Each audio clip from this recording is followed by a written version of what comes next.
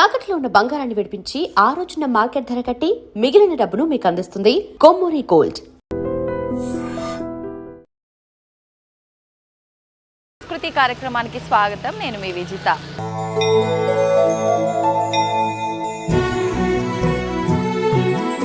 ప్రస్తుతం నేనున్నాను హైదరాబాద్లోని రంగారెడ్డి జిల్లాని. మనకి ఇక్కడ ఆలయంలో అర్చనకి అభిషేకానికి సంబంధించిన వస్తువులు కూడా మనకు ఆలయం లోపలే ఇవ్వడం అనేది జరుగుతుంది. దానికి కొంత అమౌంట్ అయితే మనం పే చేయాల్సి ఉంటుంది.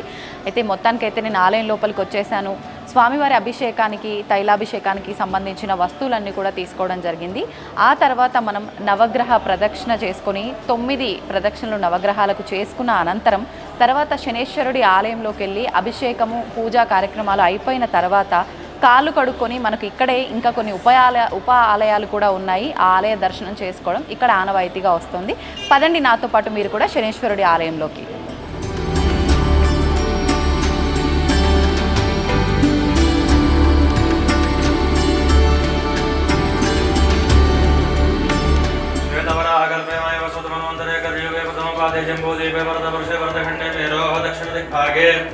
श्रीशैलस्य वायव्यदिक्प्रेयसे कृष्णागोदावर्यो मध्यदेशे शनेश्वरदेवालय सन्निधौ अस्मिन् वर्तमानव्यवहारिकचान्द्रमानेन प्रभवादिषष्टितं वत्सराणां मध्ये ग्रीष्म ऋतौ ज्येष्ठमासे कृष्णपक्षे दशम्यां तिथौ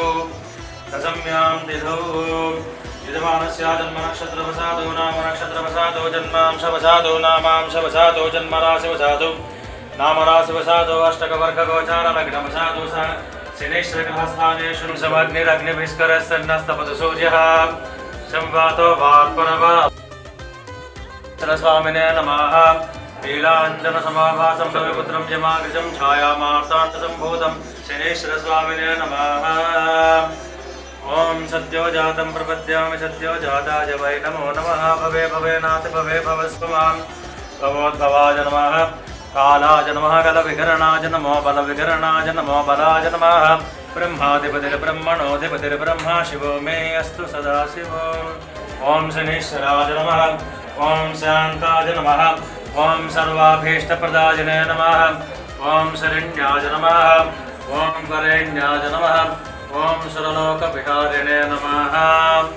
ॐ अभिवस्त्राशोचनानिर्षाभेदेन सुदोगाः पूयमानावचन्द्राभट्टवेनो हिरण्याभ्यस्वानधनो देव सोम शनेश्वरस्वामिने नमः. वस्त्रं समर्पयामि. ॐ नमस्ते अस्तु भगवन् विश्वेश्वराय महादेवाय त्र्यम्बकाय त्रिपुरान्तकाय त्रिकाग्निकालाय कालाग्निरुद्राय नीलकण्ठाय मृत्युञ्जयाय सर्वेश्वराय सदाशिवाय शनेश्वरस्वामिने नमः. गुरोपहारनैवेद्यं समर्पयामि. ओम प्राणाय स्वाहा अपानाय स्वाहा व्यानाय स्वाहा उदानाय स्वाहा समानाय स्वाहा. ओम घोरेभ्यो घोरेभ्यो घोरेभ्यः सर्वेभ्यो नमस्ते प्रभुभ्यः. कृष्णांगाय विद्महे नमः तन्नो प्रचोदयात्. शनेश्वरस्वामिने नमः. आनन्दकर्पूरनीराजनं समर्पयामि.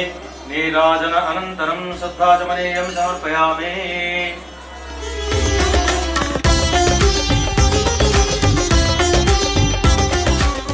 అయితే ప్రతి ఆలయానికి కూడా ఒక విశిష్టత ఉన్నట్టుగానే ఇక్కడ ఈ శనేశ్వరుడి ఆలయానికి కూడా ఒక విశిష్టత అయితే దాగి ఉందండి. ఆ విశిష్టత ఏంటి అని అంటే ఈ ఆలయం కట్టడానికి కారణమైన వ్యక్తి ఎవరైతే ఉన్నారో ఆయన కల్లోనే స్వయంభుగా శనీశ్వర భగవానుడు కల్లో వచ్చి పలానా ప్రాంతంలో ఆలయ నిర్మాణం జరగాలి, అక్కడ భక్తుల ఇబ్బందులను తొలగించాలి అని చెప్పడం వలన ఇక్కడ ఆలయం నిర్మించడం జరిగింది అని చెప్తూ ఉంటారు.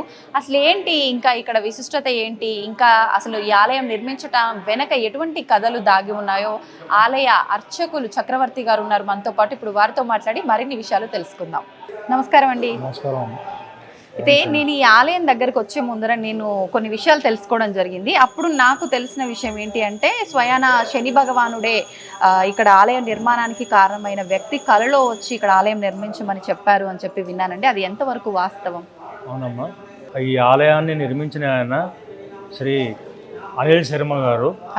ఆయనకి శని ప్రభావం జరిగేటప్పుడు కొన్ని ఇబ్బందుల మూలంగా ఆయనకి ఆ స్వామి కలలో కనిపించి మీ కష్టాలు, భక్తుల యొక్క కష్టాలు తీరటానికి శనీశ్వరుడి ఆలయాన్ని నిర్మించండి అని చెప్పి ఆయన చేశారు. ఏ సంవత్సరంలో జరిగిందండి? 2004, 2005 సంవత్సరంలో. ఓకే. అప్పుడు 2004లో ఆయనకి ఇదే అయింది. స్వప్నంలో కనిపించి చెప్పేవారు శనీశ్వర స్వామి. అయితే అప్పుడు ఊరికి దూరంగా ఉండాలి, అక్కడ ఇళ్ళు ఉండకూడదు అని ఒక ఉద్దేశంతో అప్పుడు ఇది ఊరికి బయట ప్రాంతంగా ఉండటంతో ఇక్కడ నిర్మించడం జరిగింది. 2005లో స్టార్ట్ చేసి 2006 వరకు చేశారు. అయితే ఇప్పుడు ఈ ఆలయం 2004-05లో ప్రారంభమయ్యి మొత్తం కంప్లీట్ అయిపోయింది కట్టడం కూడా. అయితే మనకు స్వామివారు కల్లో వచ్చినప్పుడే ఈ పలానా ప్రాంతం అని చెప్పడం ఏమైనా జరిగిందా, లేదంటే అనిల్ గారే ఈ ప్రాంతాన్ని చూస్ చేసుకున్నారా? అనిల్ గారే చూసుకున్నారు ఈ ప్రాంతము. ఊరికి దూరంగా అంటే అడవిలో నిర్మించాలి అన్నట్టుగా ఒక ఇది ఉంది కాబట్టి ఇక్కడ నిర్మించడం జరిగింది. ఇప్పుడు మామూలుగా ఆలయం అంటే మనం ఆలోచించేది ఎక్కువగా మెయిన్గా ఎవరినైతే ఉద్దేశించి ఆలయం కడుతున్నామో అదే ఆలోచిస్తాం. కానీ ఇక్కడ ఉపాలయాలు కూడా ఇంకా వేరే దేవతా విగ్రహాలు కూడా ఉన్నాయి. ఈ ఆలోచన కూడా అనిల్ గారిదేనా? ఈ ఆలోచన కూడా ఆయనదే, అనిల్ శర్మ గారిదే. ఫస్ట్ శనీశ్వర ఆలయం, శనీశ్వర ప్రతిష్టాపన అయిన తర్వాత ఆంజనేయ స్వామిని ప్రతిష్ఠించారు. తర్వాత కొంతకాలానికి శివాలయం నిర్మాణము, ఆ తర్వాత దత్తాత్రేయ స్వామి, సుబ్రహ్మణ్య స్వామి, నవగ్రహాలు ఇవన్నీ నిర్మించడం జరిగింది. ఇప్పుడు ఇవన్నీ ఎంతకాలం తర్వాత? ఫస్ట్ శనీశ్వరుడి ఆలయ నిర్మాణం తర్వాత, విగ్రహ ప్రతిష్ఠ తర్వాత నిర్మించిన తర్వాత ఒక 2-3 సంవత్సరాలు సుమారు నిర్మించడం జరిగింది. ఓకే. మామూలుగా అంటే ఎక్కువగా గ్రహాల ప్రదక్షిణలు ఇవన్నీ చేయటం చూస్తూ ఉంటాం, శని వల్ల ఇబ్బంది పడే వాళ్ళు ఎవరైనా ఉంటే. కానీ శనీశ్వరుడి ఆలయమే ఉంది అంటే ప్రత్యేకంగా ఆయనకే పూజలు చేసుకోవడం అంటే ఇంకా డైరెక్ట్ ఆయన దగ్గరే మనం చెప్పుకోవడం అన్నట్టే. ఎలా వస్తుంటారండి భక్తులు ఇక్కడ ఆలయంకి? భక్తులు శని ప్రభావంతో ఇబ్బంది పడేవాళ్ళు ఎవరైతే ఉన్నారో, ఏలినాటి శని కానీ, శని మహర్దశ కానీ, అష్టమ శని, అర్ధాష్టమ శని, లేదంటే కొంతమందికి నక్షత్రాధిపతి కానీ, లేదంటే రాస్యాధిపతి కానీ శని ఉన్నప్పుడు వాళ్ళకి కొన్ని ఇబ్బందులు ఉంటాయి. అనుకున్న పనులు సమయానికి నెరవేరకపోవటము, ఆర్థిక పరమైన ఇబ్బందులు, పనులు జాప్యం అవటము, ఇటువంటివి ఉన్నప్పుడు వాళ్ళు వచ్చి ఇక్కడ అభిషేకం చేసుకుని లేదా 108 ప్రదక్షిణాలు చేసుకోవటము, శనీశ్వరుడికి 108 ప్రదక్షిణాలు చేసుకోవటము, ఇలాగా చేసుకొని లబ్ధి పొందిన వాళ్ళు చాలామంది ఉన్నారు. చాలామంది అంటే చాలామంది. ఇప్పటికీ కూడా నేను 2017లో ఇక్కడికి వచ్చాను. నేను 2017 నుంచి అప్పటి నుంచి కూడా వచ్చేవాళ్ళు చాలా మంది ఉన్నారు. దాదాపు మీరు 8 సంవత్సరాల నుంచి ఇక్కడ అర్చకత్వం నిర్వహిస్తున్నారు. అప్పటి నుంచి వచ్చిన వాళ్ళు ఉన్నారు, ఇప్పుడు కొత్త భక్తులు ఇంకా పెరుగుతున్నారు. సుమారు అంటే నిత్యం ఎంతమంది భక్తులు వస్తూ ఉంటారండి?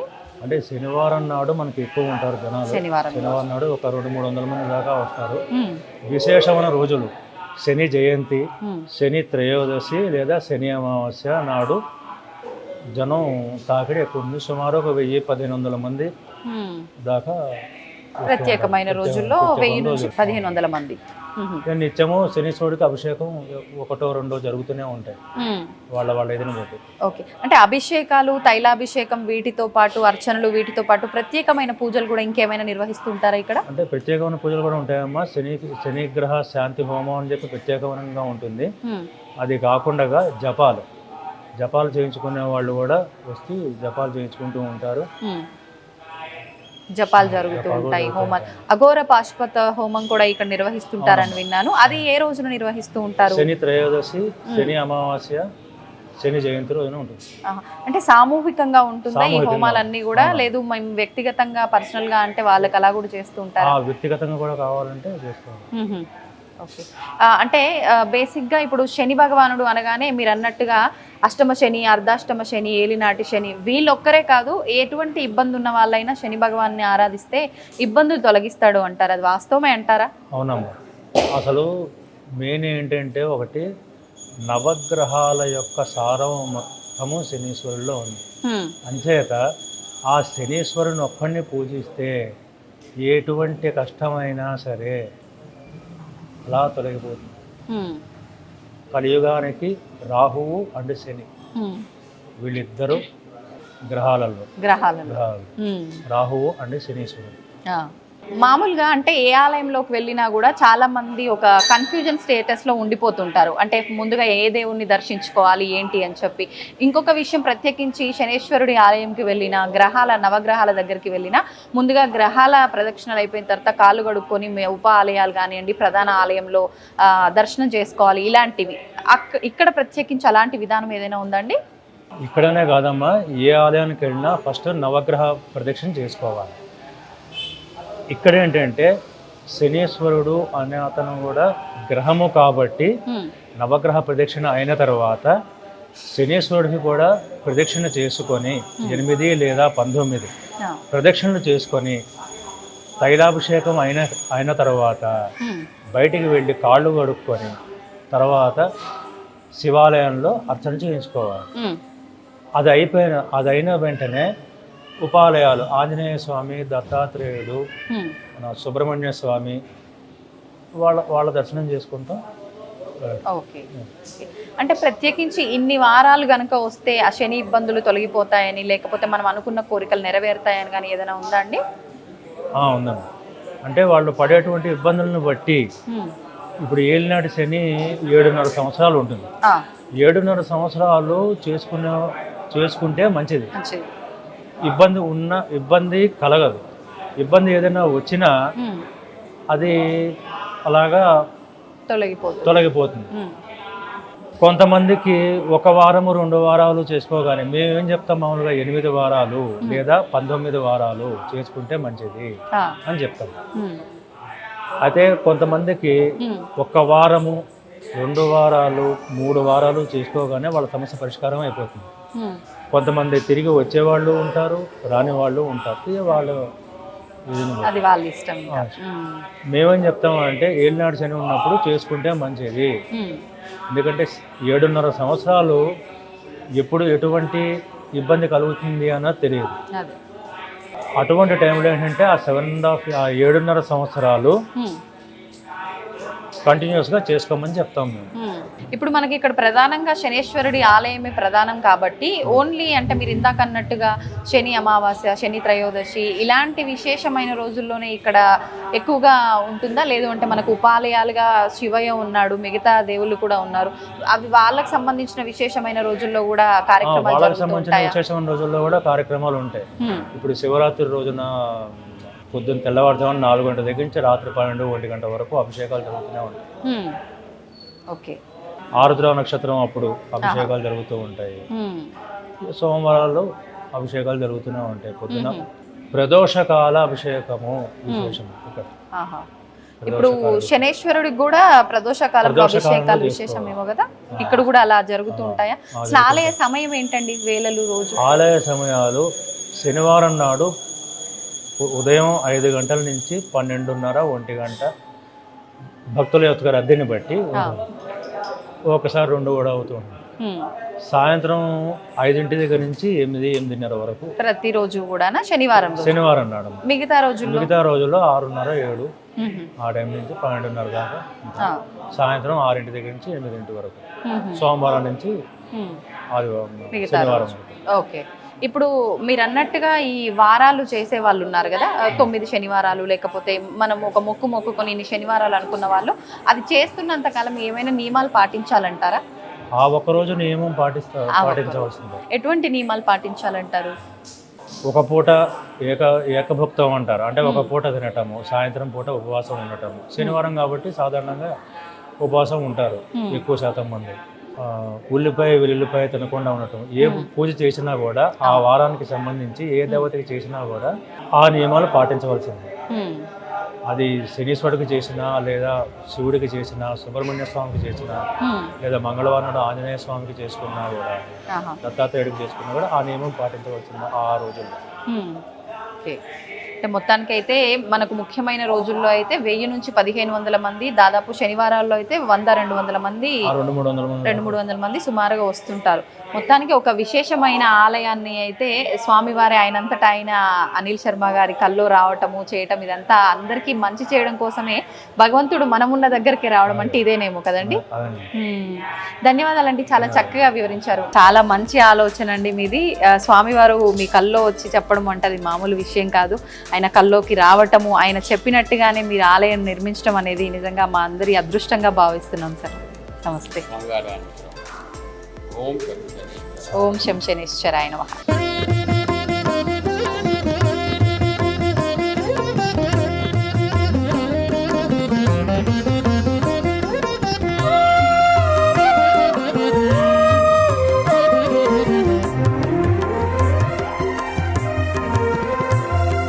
सौराष्ट्रदेशे विशदे तिरङ्गे ज्योतिर्मयं चन्द्रकलावतंसं भक्तिप्रदानाय कृपावतीर्णं तं सोमनाथं शरणं प्रपद्ये।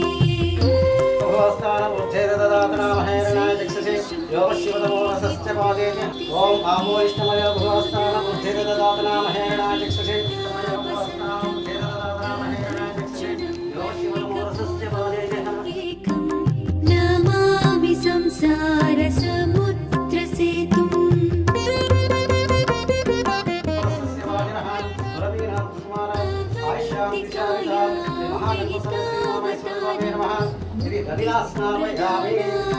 च सज्जनानां अकालमृत्यु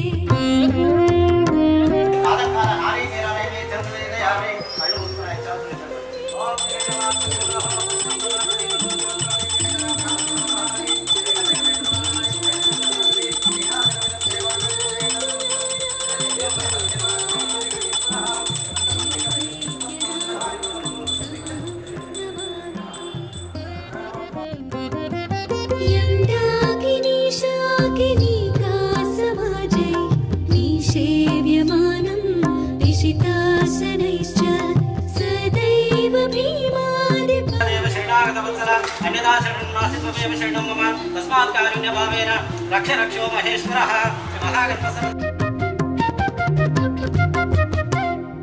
सूताम्रपर्णी जलराशियोगे निबध्य सेतुं विशिखैरसङ्ख्यै श्रीरामचन्द्रेण समर्चितं तम्। చూసారు కదండి, శనేశ్వరుడి దగ్గర తైలాభిషేకం కూడా అయిపోయింది. ఇంకా శివయ్య దగ్గర పంచామృత అభిషేకం కూడా చాలా చక్కగా జరిగింది. నిజంగా చాలా ఆనందంగా అనిపిస్తుంది. మీలో ఎవరికైనా ఎటువంటి సమస్యలు ఉన్నా కూడా శనేశ్వరుడి ఆలయానికి వెళ్ళాలి అన్న ఆలోచన వచ్చింది అంటే చాలు, అక్కడితో మనకున్న ఇబ్బందులు సగం తొలగిపోయినట్టే. ఈ ఆలయం వచ్చేసి ప్రత్యేకించి మనకు ఎక్కడ ఉంది అని అంటే హైదరాబాద్లోని అబ్దుల్లాపూర్ మండలము, రంగారెడ్డి జిల్లా, హయత్ నగర్, మునుగనూరు అనే ప్రాంతంలో ఈ ఆలయం ఉంది. ముఖ్యంగా శని త్రయోదశి రోజు, శని జయంతి రోజు మనకి ఇక్కడ విశేషమైన పూజలు అనేది జరుగుతూ ఉంటాయి. ఎక్కువగా ఏలినాటి శనితో ఇబ్బంది పడే వాళ్ళు ఇక్కడ కనుక కొన్ని వారాల పాటు పూజలు చేసుకుంటే మంచి ఫలితం ఉంటుందని చెప్తున్నారు. మీలో ఎవరైనా అటువంటి ఇబ్బందులతో బాధపడుతున్నట్టయితే ఖచ్చితంగా ఈ ఆలయాన్ని దర్శించుకోండి, మీ ఇబ్బందులను తొలగించుకునే ప్రయత్నం చేయండి. నమస్తే.